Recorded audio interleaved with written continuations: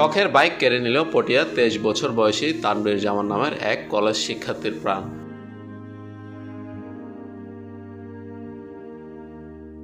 বৃহস্পতিবার রাত 11টার দিকে পটিয়া থেকে বন্ধুদের সাথে মোটরসাইকেল চালিয়ে কক্সবাজার যাওয়ার পথে চট্টগ্রাম কক্সবাজার মহাসড়কে সাতকানিয়া চুনতি এলাকায় পৌঁছালে পেছন থেকে দ্রুতগামী একটি পিকআপ তাকে চাপা দিয়ে পালিয়ে যায়।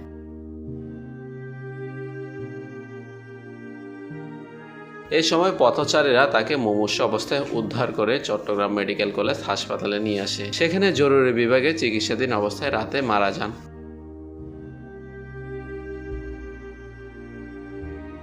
নিহত তানভীর জামান পটিয়া উপজেলা ঝিরি ইউনিয়নের মীরবাড়ির বদিউজ্জামানের বড় ছেলে। সে আনোয়ারা ডিগ্রি কলেজের ছাত্র ছিল। 3 ভাই 1 বোনের মধ্যে তানভীর জামান সবার বড়। এদিকে তানভীর জামানের শখের বাইকে তার জীবনে কাল হয়ে অকালে প্রাণ হারায় তার বন্ধু মহলে শোকের ছায়া নেমে আসে।